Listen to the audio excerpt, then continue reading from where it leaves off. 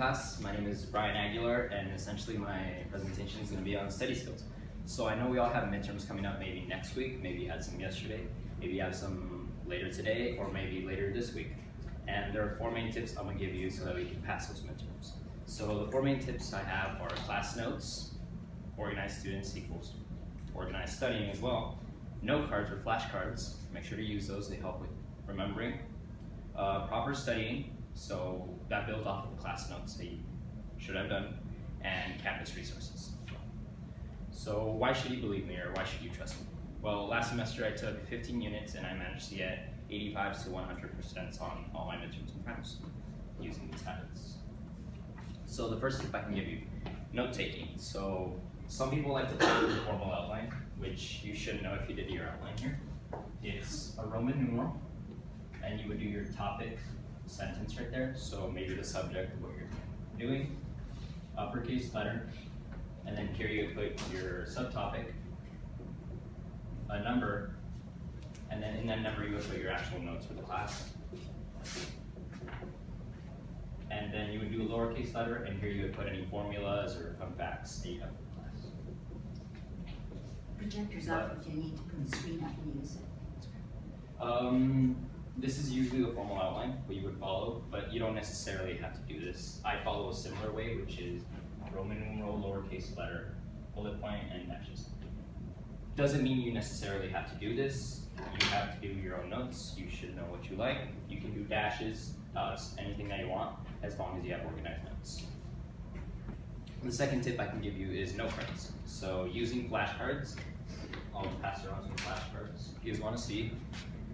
I use these for my RTBF class, and that was all one semester. There's no way I can remember maybe 150 words that were on.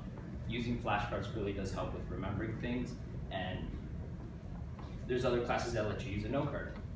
Here are the note cards that I used for some of my classes. I managed to get 100% on all my midterms, which are 3 and 1 final. And using that, you usually want a color code as well, so you can have names maybe in green, definitions in blue, maybe formulas in red. The main topic for this one is minimizing your workload. The third tip I can give you is study habits. So develop a study time.